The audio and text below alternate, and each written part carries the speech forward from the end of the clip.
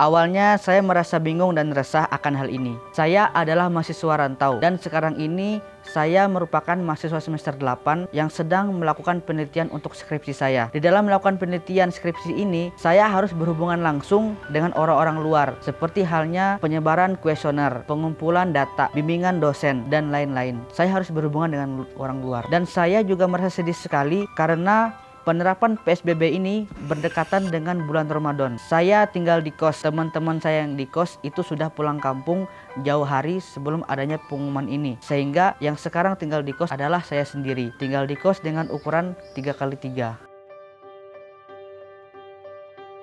Yang biasanya saya lakukan sekarang ini adalah berolahraga. Berolahraga sendiri di kosan saya dan melanjutkan skripsi saya. Karena saya itu harus tetap semangat untuk menyelesaikan skripsi saya ini. Sewajarnya manusia itu pasti akan bosan apabila yang dia kerjakan hanya itu-itu saja berulang-ulang. Begitupun dengan saya. Saya itu merasa bosan selama 24 jam, hampir setiap hari. Yang saya lakukan hanya olahraga, skripsi.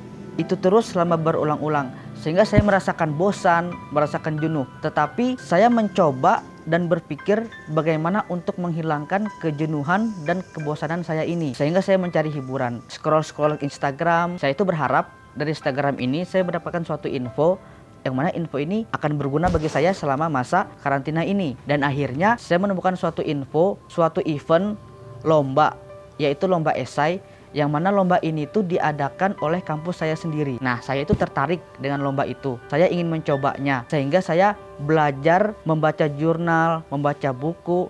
Yang mana ini nanti akan saya jadi referensikan untuk lomba saya ini. Dan beberapa hari pun berlalu ketika pengumuman. Kebetulan pengumuman lomba ini tuh diumumkan ketika bulan Ramadan. Nah, sehingga ketika pertengahan bulan Ramadan pengumuman ini ada. Dan alhamdulillahnya saya itu mendapatkan terbaik di dalam lomba esai ini. Sebenarnya saya itu sedih sekali karena Ramadan kali ini saya kerjakan dengan sendiri. Saya laksanakan dengan sendiri. Bahkan Hari Raya Idul Fitri pun yang biasanya Idul Fitri ini adalah momen untuk berkumpul keluarga kepada sanak pemilik kita, itu harus saya lakukan, harus saya laksanakan dengan sendiri. Tapi saya tidak ingin berlarut-larut dengan kesedihan ini. Saya mengambil hal positif dari kejadian ini. Saya bisa meningkatkan ibadah saya seperti memperbaiki baca Quran saya, terus belajar bagaimana itu sholat tarawih sendiri, bahkan belajar bagaimana melaksanakan sholat hari raya itu pun sendiri.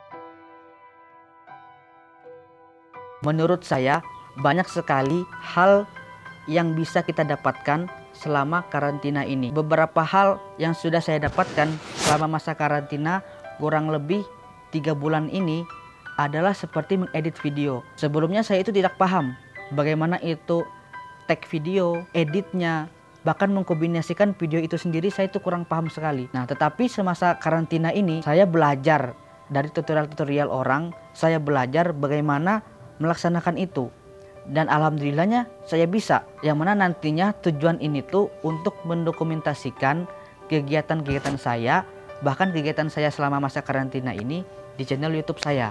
Dan akhirnya selama masa karantina ini saya mendapatkan apa yang sebelumnya tidak saya dapatkan. Jadi walaupun kita hanya di rumah saja bukan berarti kita tidak bisa melakukan apapun. Kita harus belajar memanfaatkan hal-hal yang ada di sekitar kita sehingga menjadikan itu produktif untuk diri kita sendiri. Dan yang terakhir, gabut itu boleh tetapi harus selalu produktif.